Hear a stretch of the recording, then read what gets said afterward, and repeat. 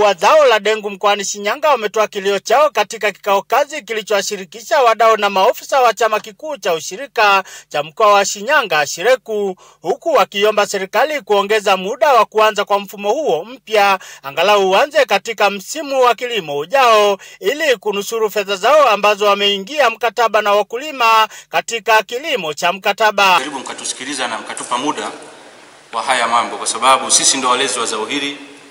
Tumekaa na wakulima miaka mingi, tumewavumilia, wametuvumilia. Kwa sababu hili swala lina athari zake nyingi sana. Kwa mfano sisi mawakala tayari itatuletea athari za kupoteza pesa. Tumechukua pesa kwenye makampuni, wengine wana mikopo benki. Kwa hiyo mtakapotutoa tu kwa muda mfupi kwamba sisi tusihusike, kidogo linatuletea athari nyingi. Tayari sisi tutakuwa tumeshapoteza hela. Kama utaratibu utaendelea hivyo, tayari tutakuwa tumeshapoteza hela.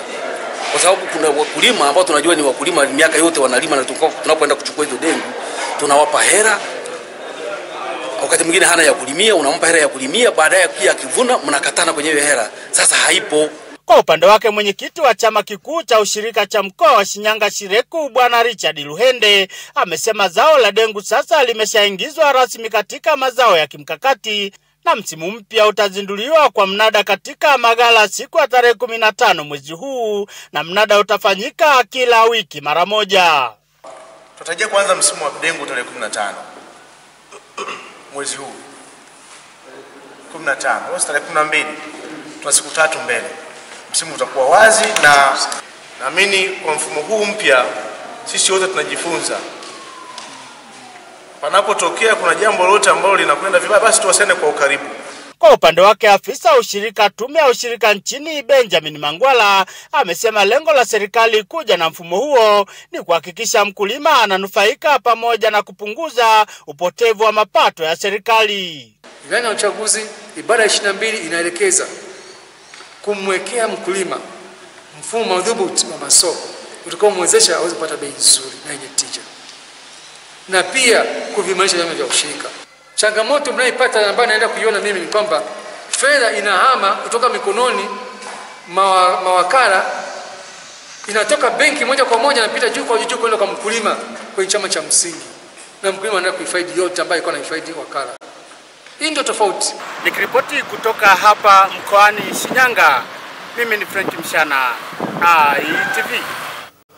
Waziri wa Nchi, Utumishi wa Umma na Utawala Bora kutoka Serikali ya Mapinduzi ya Zanzibar, Mheshimiwa Harun Al-Suleiman amesema vita ya rushwa Zanzibar pamoja na ugumu wote, tatizo lipo kwa mahali ni changamoto kubwa visiwani humo.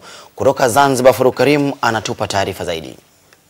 Mheshimiwa Harun alisema ametoa kauli wakati akizungumza katika maadhimisho siku ya kupambana na rushwa barani Afrika, ambapo amesema baadhi ya watu wanakuwa wazito kutoa ushahidi, hivyo lazima jamii ibadilike. Huwezi kupeleka kesi mahakamani kama ushahidi haujakamilika. Na ndio pale ambapo mmeziona kesi mbili zimefutwa kwa sababu zimekosa ushahidi. Huwezi kwenda mahali kutoa ushahidi halafu siku ya pili ukasema ukabadilisha ushahidi wako. Ina maana kwamba huna uhakika. Na haya kwa sababu kuna swala zima la maradhi makubwa ya muhali. Tuna muhali, tunaona tukimtaja fulani kwa sababu nchi yetu ni ndogo, tunajuana kama huyu atakuja kufanya 1 2 3. Hasa hilo ni tatizo. Mheshimiwa Harun amesema taasisi ya kupambana na rushwa Zanzibar ZAECA katika kipindi cha miezi 6 mwaka huu imeweza kupokea malalamiko 110. Kwa upande wake mkurugenzi mkuu wa taasisi hiyo ya ZAECA Musa Khamis amesema Zanzibar ikiwa ni sehemu ya Tanzania imeridhia mikataba mbalimbali ya Afrika ya kupambana na rushwa. Ndugu wananchi, kuanzia Januari hadi Juni mwaka 2019 mamlaka ya kuzuia rushwa na hujumu uchumi imepokea malalamiko 110 ya tuhuma hizo na ziko katika hatua za uchunguzi. Tuhuma 2 zilifungwa baada ya kukosekana na ushahidi. Jitihada tunazichukua za urejeshaji kama Zanzibar, na wengi wangependa kujua labda tunafanya nini.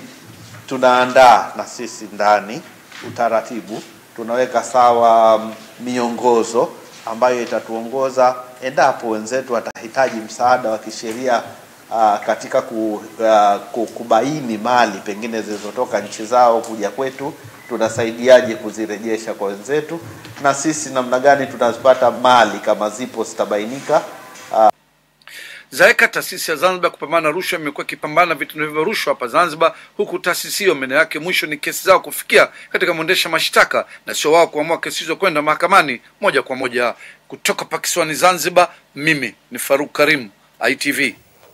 Mkuu wa mkoa wa Mwanza Bwana John Mongela amezindua mahakama inayotembea ambayo itafanya kazi maeneo ya Buhongwa, Igoma na Buswelu ili kuwapunguzia wananchi gharama za muda wa kutafuta na kupata haki mahakamani, sambamba na kupunguza msongamano wa wafungwa na mahabusu zaidi ya 3,000 katika gereza la Butimba na Kasungamile kutokana na magereza hayo kuanza kuzidiwa uwezo wake. Mwanahabari wetu Mabere Makubi anaripoti.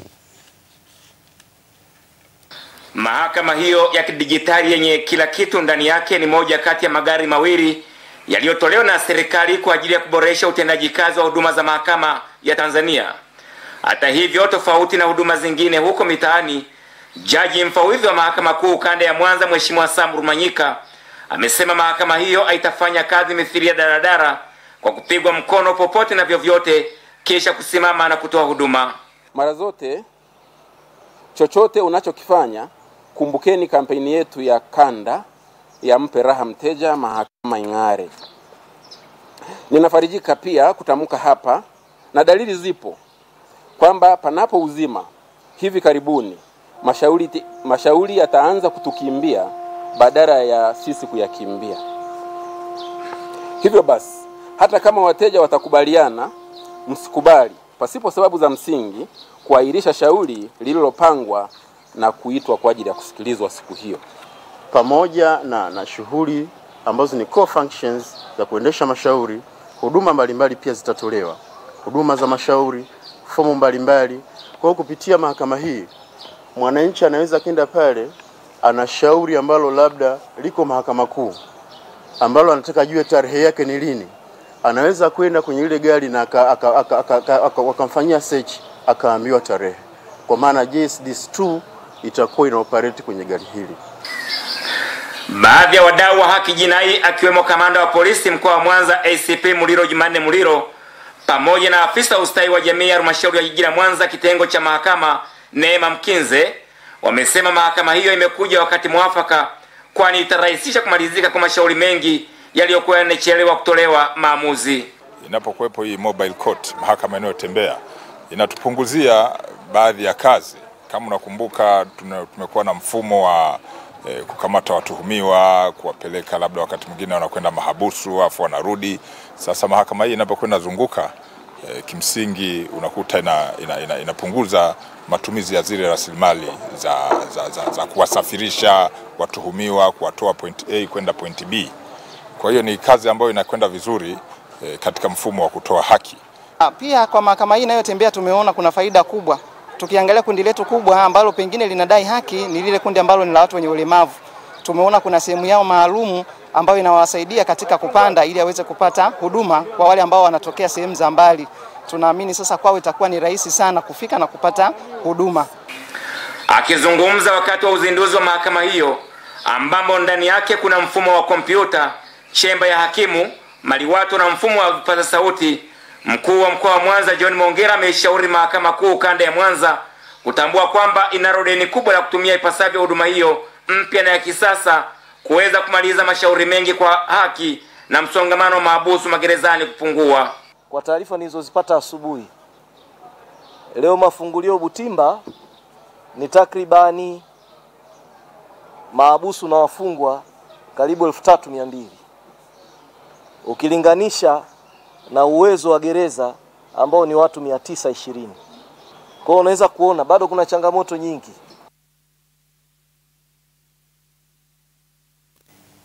Mahakama Kuu kanda ya Bukoba kwa mara ya kwanza imesikiliza kwa kutumia teknolojia ya mfumo wa video katika ushahidi wa kesi ya mauaji inayomkabili mkazi wa Mwanza ajulikanaye kwa majina ya Peter Kunambi.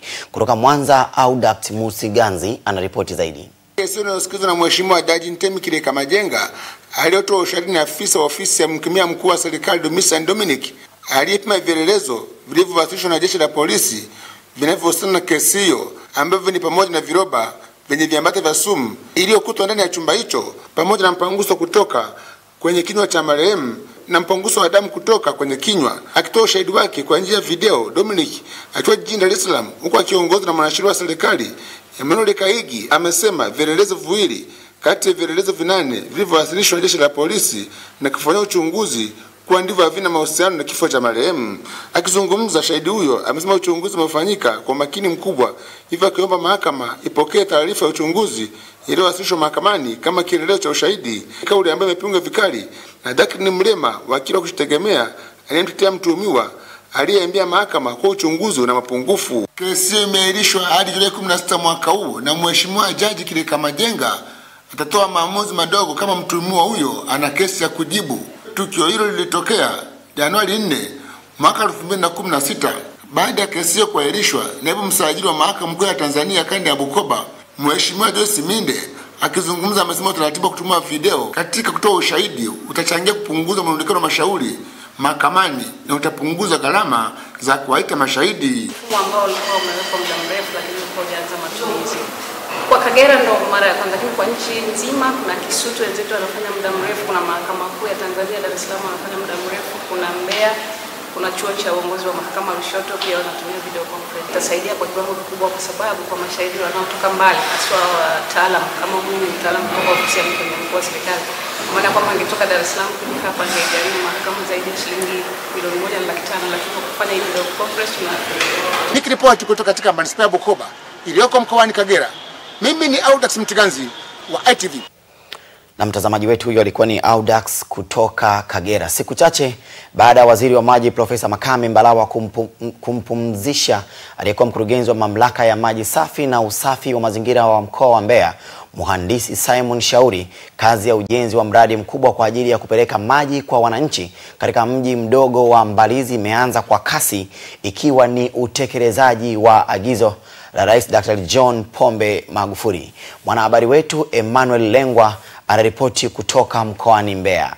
Ujenzi wa mradi mkubwa wa kupeleka maji katika mji mdogo wa Mbalizi mkoani Mbeya imeanza kwa kasi chini ya uongozi mpya wa kaimu mkurugenzi wa mamlaka ya maji safi na usafi wa mazingira mkoa wa Mbeya, Mhandisi Ndere Mengo, ambaye ameteuliwa hivi karibuni kushika nafasi hiyo.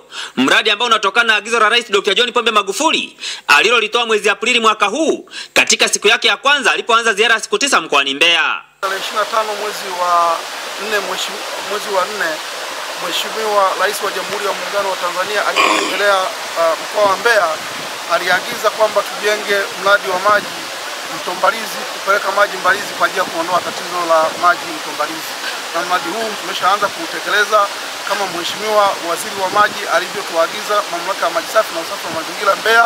Mpaka sasa hivi mradi huu unagharimia takribani bilioni 3,345,000. Akizungumza kwa niaba ya wananchi wa mji mdogo wa Mbalizi, mbunge wa Mbeya vijijini Mheshimiwa Oran Njeza amesema kero namba 1 ya wakazi wa mji huo ni maji. Hivyo anamshukuru Rais Dr. John Pombe Magufuli kwa kuchukua hatua za kutatua changamoto hiyo kwa wananchi wake. Kero namba 1 ya Mbalizi alipokuja Mheshimiwa Rais ilikuwa ni maji. Hali ya maji Mbalizi, ya mji mdogo wa Mbalizi, ni mbaya sana, sio nzuri. Lakini kutokana na huu mradi nina imani ya kwamba hali ya maji Mbalizi itakuwa imebadilika. Kwa kweli hali ya maji ilikuwa mbaya sana. Kwa hiyo naendelea kumshukuru sana Mheshimiwa Rais, ametufanyia kitu kikubwa mno. Mbalizi kuna watu wengi, Mbalizi sio mji mdogo tena, Mbalizi ni mji kamili. Tuna watu wengi kuliko miji mingi Tanzania. Msimamizi wa mradi huo Mhandisi Samuel Gosena Mwangasa amesema kazi ya ujenzi wa mradi huo inaendelea vizuri, ambapo ameahidi kuwa kabla ya mwezi Desemba mwaka huu maji haya yatakuwa yamekwisha wafikia wananchi wa mji mdogo wa Mbalizi na vitongoji vyake tayari kwa matumizi. Mradi huu tunategemea ndani ya miezi 6 kabla ya kufikia mwezi wa 12 mradi maji yatakuwa yamekwisha kufika Mbalizi na zitakuwa zimebaki kazi ndogo ndogo za ukamilishaji. Kwa kifupi kazi inakwenda vizuri na tunatarajia wananchi wa Mbalizi watanufaika kwa sehemu kubwa sana kupitia mradi huu ambao unaendelea. Nikiripoti kutoka katika halmashauri ya wilaya ya Mbeya mkoani Mbeya, mimi ni Emmanuel Lengwa wa ITV. Wananchi ambao ni wafugaji na wakulima kutoka vijiji vya Biro, Mbarinyi na Ng'ombo vilivyopo katika kata ya Biro wilayani Malinyi na mkoa wa Morogoro wamelalamikia viongozi wa vijiji na kata kusababisha kuendelea kuwepo kwa migogoro baina yao licha ya maeneo yao kufanyiwa mpango bora wa matumizi ya ardhi. Mwanahabari wetu Sifuni Mshana kutoka Malinyi mkoani Morogoro ana taarifa zaidi. Wananchi hao wakizungumza wakati wakipatiwa elimu juu ya utambuzi wa haki ya ardhi iliyotolewa na shirika lisilo la kiserikali la TALA kupitia shirika la Pingos Forum lililopo mkoani Arusha. Wananchi hao wamesema licha ya kupangwa matumizi bora ya ardhi, lakini bado changamoto ya migogoro ya ardhi ipo. Tumefanya kweli mpango wa matumizi bora ya ardhi na swala hilo linajulikanika, wakulima wasisubutu kule. Wakati wakulima wameshakatua kule, mbuga imeisha. Wakati sisi kama viongozi wa wafugaji tunatoa taarifa kwenye serikali ya kijiji, lakini kwa sababu mwenyekiti wa kijiji na mtendaji wake ndio wanaotengeneza mianya ya kupata hawa wageni kutoka Arusha, kutoka wapi, kuwauzia mle kisiri pasipo wafugaji kujua. Watu wanakuja makampuni ya Dar es Salaam yangine ya Iringa. Hatujajua, mtu ameshawaambia watu wa Iringa hivi kuna mbuga hapa, ambao watu wa mbali hivyo hatujui. Kwa upande wa viongozi wa serikali, akiwemo afisa mtendaji wa kata ya Biro Elizabeth Mwinuka, amesema tatizo hilo la muingiliano katika maeneo ya malisho limechangiwa na baadhi ya wafugaji kukaribishana kinyemela, huku wengine wakifanya shughuli za kilimo katika maeneo ya ufugaji. Shida ya pale kulikuwa kuna muingiliano wa matumizi kwenye eneo la malisho. Kuna watu wameingia mle kwa ajili ya kulima. Waliingiaje? Ndio kama anavyosema Makofia. Watu hawa waliingia kwa kupitia wenyeji. Kwa sababu tatizo hili ndio mpaka wale mawaziri wakaja kwenye tatizo hili wale mawaziri 8 wakaja Ngombo. Mwisho wa siku ilitoka tamko kwamba kila mmoja aheshimu maeneo yake.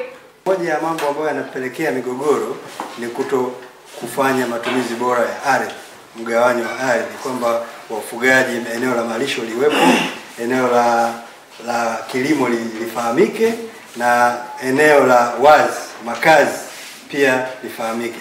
Kwa kuweka huo mchanganuo huo, mwisho wa siku tunaweza tukaa mbali na migogoro. Akitoa elimu kwa wananchi wa vijiji vya Biro, Mbalinyi na Ngombo, afisa tawala wa haki za binadamu kutoka shirika la Pingos Forum, jumuiya ya mashirika ya jamii za asili Tanzania, Bwana Emmanuel Saringe, amewataka wananchi hao kutambua matumizi bora ya ardhi ili kumaliza migogoro ya mara kwa mara.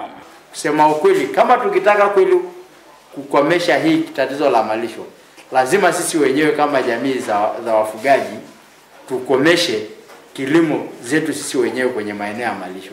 Tutake kuwa ni maeneo ya malisho. Kubaliane kutengeneza mapalia ya mifugo. Kwamba kama palio la mifugo linakatiza kwenye shamba lako, ruhusu igawanywe, lakini njia ya ng'ombe ipatikane. Wa ITV ni mafunzo yaliyoendeshwa na TALA wilayani Malinyi, ambao yanawahusisha wafugaji na wakulima wa jamii ya Kisukuma kufahamu sheria za ardhi. Nikiripoti kutoka Malinyi mkoani Morogoro, mimi ni Sifuni Mshana wa ITV. Naibu Waziri wa Kilimo Omari Mgumba amewahakikishia wawekezaji wa ndani na nje ya nchi wenye nia ya kujenga viwanda vya korosho kwa mazingira ya uwekezaji nchini ni mazuri, ikiwa ni pamoja na upatikanaji wa umeme, maji ya kutosha, miundombinu ya barabara na usalama wa mali zao. Mwanahabari wetu Modestus Mwambe anaripoti.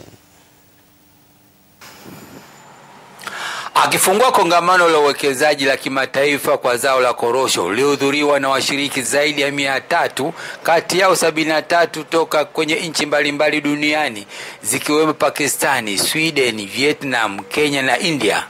Naibu Waziri wa Kilimo Omari Mgumba amesema katika kuhakikisha viwanda hivyo vinapata malighafi za kutosha, mikakati imewekwa ya kuzalisha na kusambaza miche mipya ya korosho 10,000 hadi 13,000 katika kipindi cha miaka 3 ijayo. Wakati tunapozalisha sisi Tanzania na nchi zingine zilikuwa chini ya ikweta, tunazalisha tu 20% ya korosho yote inayozalishwa duniani, lakini mahitaji ya korosho yanakuwa ni makubwa. Kwa hiyo sasa tunajua kwamba tuna fursa kubwa ya kuongeza uzalishaji, na ndio maana kwamba kutoka tani 300,000 mpaka tani 1,000,000, sababu uhakika wa soko tunao na uhakika wa mahitaji ya dunia ni makubwa wakati huo. Kwa upande wake mwenyekiti wa taasisi ya sekta binafsi Salum Shamte ametaka mnyororo wa thamani ya zao la korosho waambatane na wakulima kuwa na hisa kwenye viwanda hivyo, na tunawahamasisha wakulima wenyewe wajiunge pamoja kwenye sipendi kutumia neno vikundi, wajiunge pamoja kwenye makampuni, lakini wahakikishe kwamba wana hisa ndani ya kiwanda.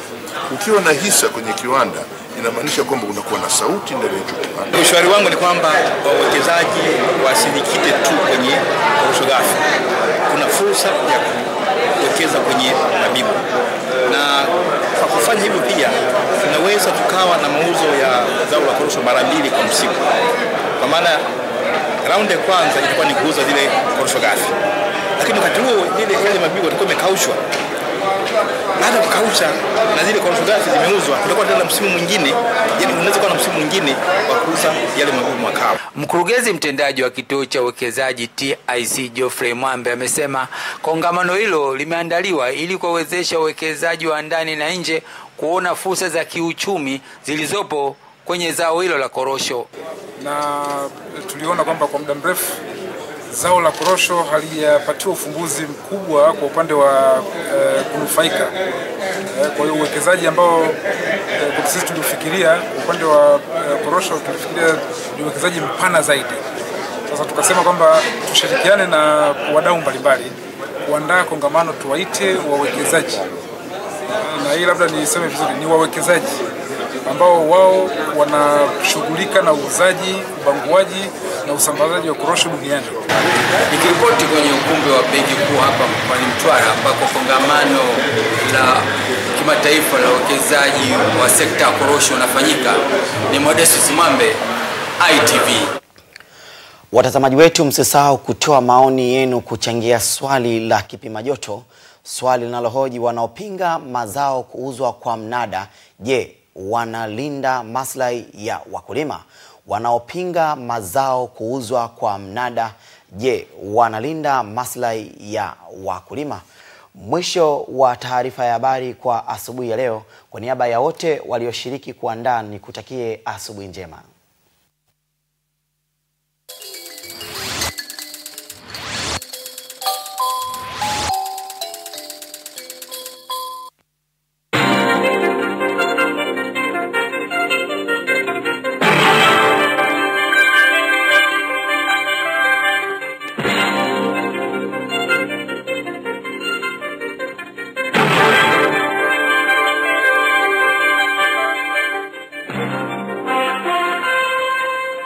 Reports from Washington, the bill still has to pass the Senate and be signed off by President Trump.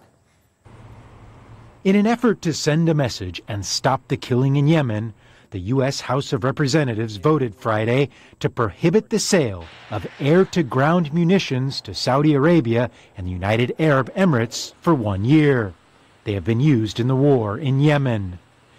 The amendment to a U.S. defense authorization bill was sponsored by Congressman Tom Malinowski and passed 236 to 182, mostly along party lines, but 5 Republicans also voted in favor of it, breaking party ranks.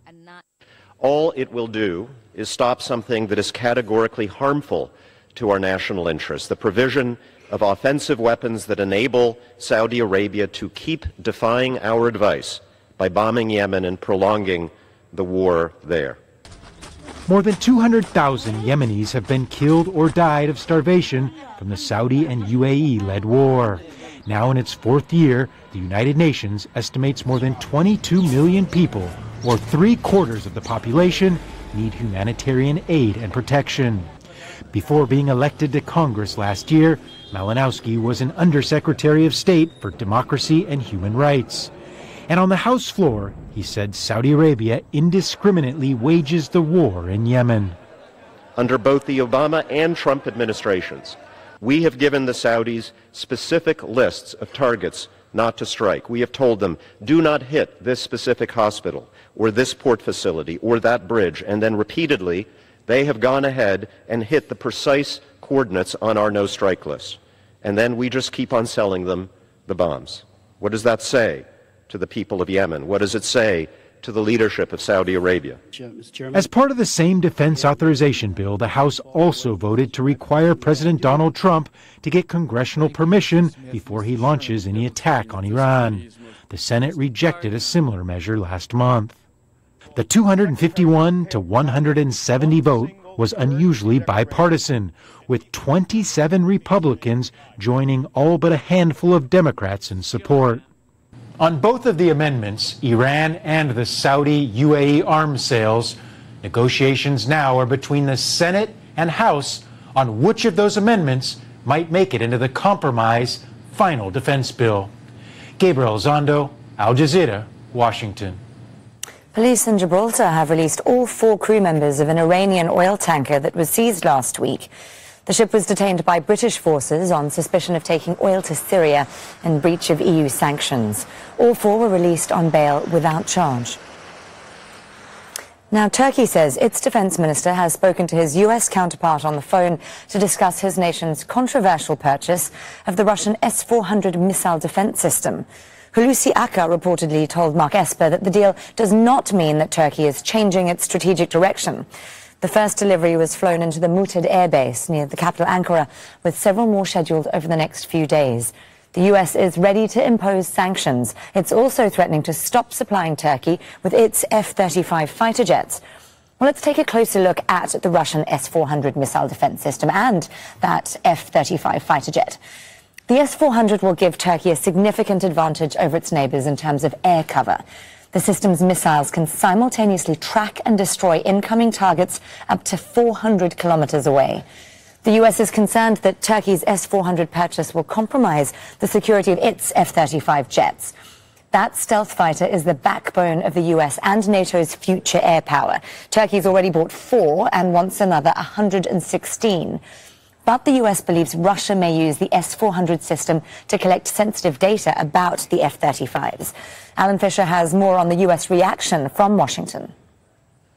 Donald Trump said at the G20 in Osaka that he didn't think the US would impose sanctions on Turkey if they went ahead with the purchase. They understood why President Erdogan was looking at the Russian system.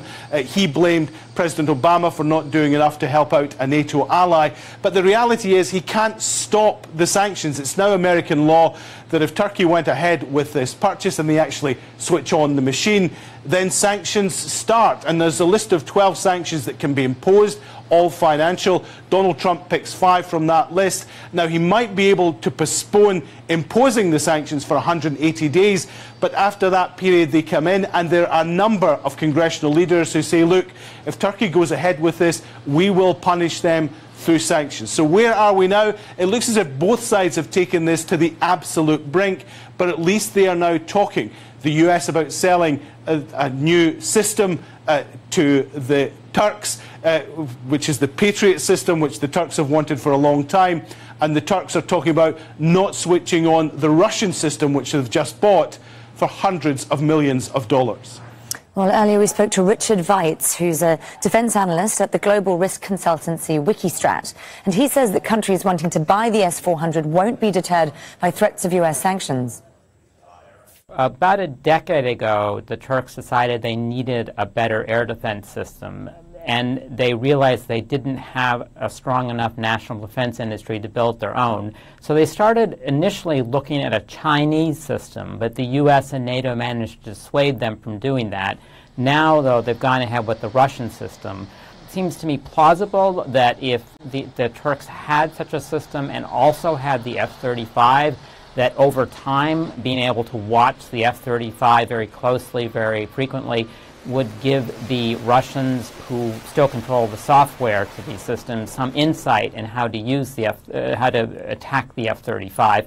And that plane is really where the U.S. and NATO has put its bets for the future. There have been a vast amount of money poured in, and so you would want to expose those. There's also, as you mentioned, a general concern about NATO and ties with Turkey, and Turkey's drifting away towards Russia, or at least away from NATO. And there's some hope that by putting a firm stance now, that could avert that. And finally, there's a big concern that not only Turkey, but many other countries might purchase the system. Now, President Trump says raids aimed at deporting undocumented immigrants will begin in 10 U.S. cities this weekend.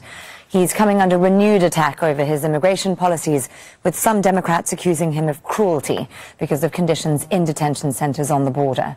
Our Mike Hanna reports from Washington, D.C. The Trump administration is trying to change the narrative. After weeks of negative attention, Vice President Mike Pence toured a migrant detention facility. along the US-Mexico border. Different from what we hear from many of the critics, I couldn't be more impressed with the compassionate work that our Customs and Border Protection are doing here at this facility. On Capitol Hill, the House Oversight Committee heard a different version of conditions inside the centers.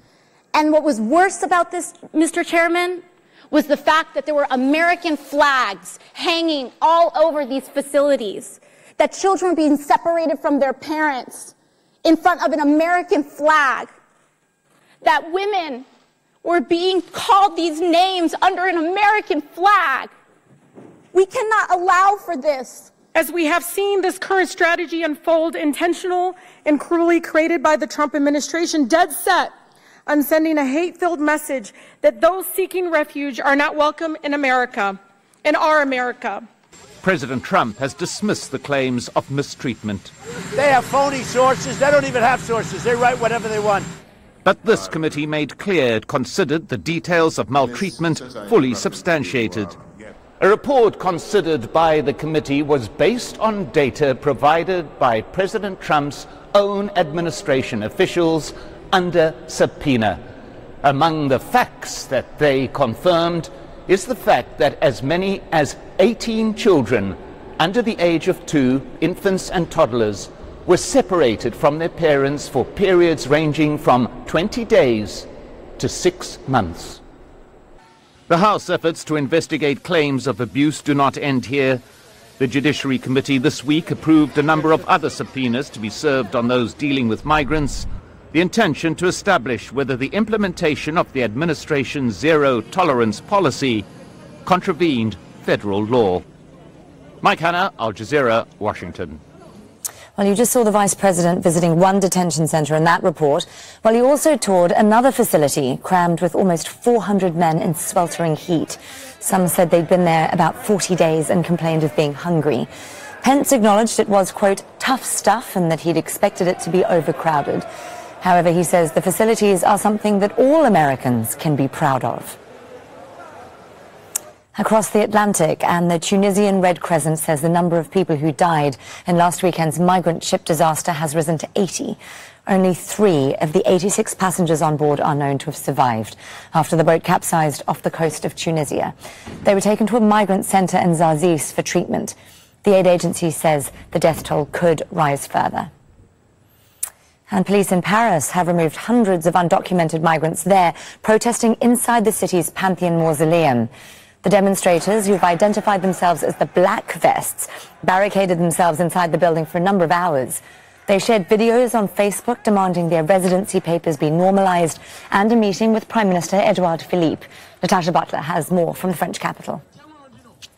Well, hundreds of asylum seekers occupied the Pantheon, central Paris, just after lunchtime, local time here in Paris. It's an historic building in the heart of the French capital. It is where famous French women and men are buried. It's a symbol of the French Republic, and that symbolism has not been lost on those who have chosen this venue for their protest. Now, the asylum seekers are saying that many of them have been here for years. They have the right to ask for asylum. They have papers showing that the French state approves their asylum request, but what they are saying is that they haven't had those papers changed into the sort of papers and permits which would allow them to work legally in this country. Therefore, many of them are working illegally, many of them do not have access to housing, and they're saying that's simply unfair. And what they are demanding is to see the Prime Minister, Edouard Philippe. They want to have the legal right to stay in France. They say it is a right that was promised to them, but some of them have been here for a decade without the right papers. Freedom is to have our papers to work. We aren't here for violence or trouble. We're here for our right to work. Working illegally is slavery. It's shameful to see this in France, the country of human rights. It's scandalous. That's why we're demanding papers for everyone. In 2018, the French government passed a new immigration law. The French President, Emmanuel Macron, said it was all about cracking down on illegal immigration, but improving the situation for people applying for asylum. But those here disagree. Weather's next, but still ahead on Al Jazeera. The threat to Tunisia's coastline. We'll have the details in a few minutes.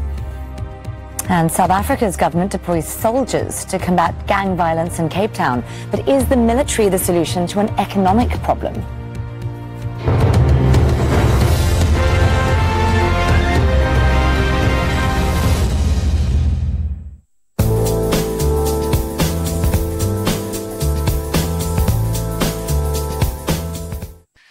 Hello there, we should be in for a fairly quiet couple of days across sections of the Middle East. You will, though, see that cloud across the north.